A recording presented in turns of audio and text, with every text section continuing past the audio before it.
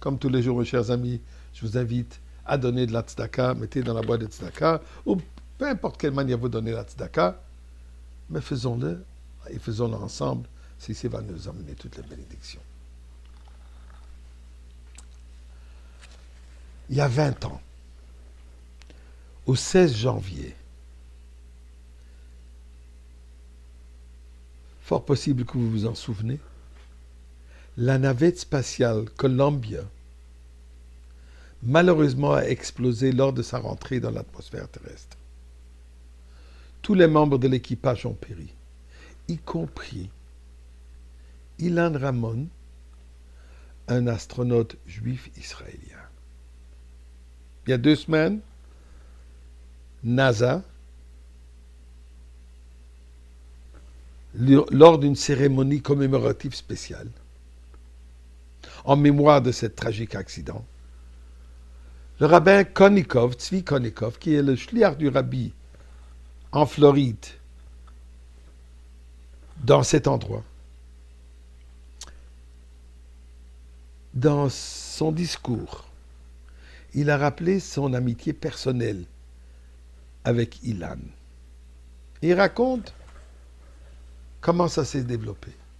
Un jour, il reçoit un appel de NASA, qui est un astronaute qui veut lui poser des questions. Il s'avère que c'était Ilan.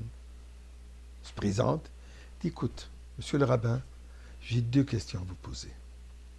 Moi, je me sens comme représentant du peuple juif. Et comme représentant du peuple juif, je me dois de présenter le peuple comme il se doit. Ça ne suffit pas juste que j'ai sur mon épaule un petit drapeau israélien. Si je dois représenter le peuple juif, je dois le faire tel que le judaïsme le veut. Et donc, je veux manger kasher dans l'espace. Et aussi, je voudrais savoir comment je dois observer le Shabbat.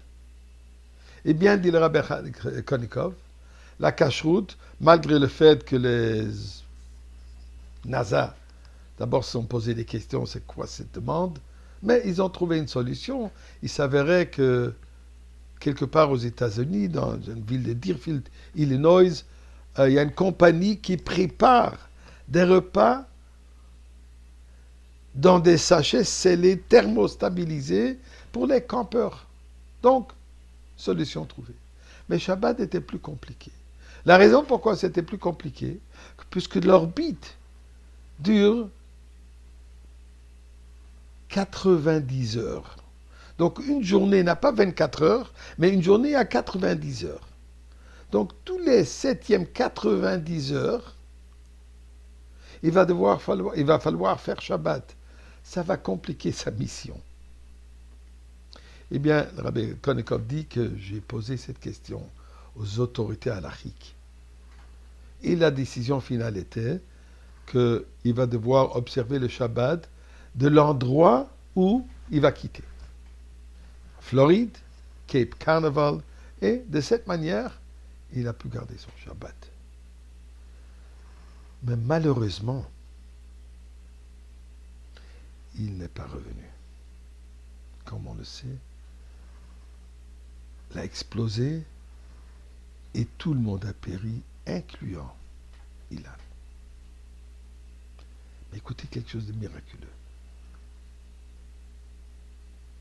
Ils ont pu retrouver des fragments, quelques feuilles de ce que Ilan a écrit pendant qu'il était dans sa mission spatiale. Ce qu'ils ont trouvé est lisible, malgré le fait que tout a été brûlé. Pendant les semaines, ça s'était perdu avec la pluie et tout, mais qu'est-ce qu'ils ont retrouvé? Qu'il a écrit avec sa main propre, le kiddush de vendredi soir. Dieu a conclu la création de l'univers. Il conclut avec les paroles: gardez, observez le Shabbat. Extraordinaire. Ilan, il nous laisse un message. Malgré la vitesse dans laquelle on vit, dans la vitesse de Ilan, elle était certainement très vite. Il faut quand même s'arrêter un moment et réfléchir. C'est quoi le but de mon existence? Ce qui est Shabbat.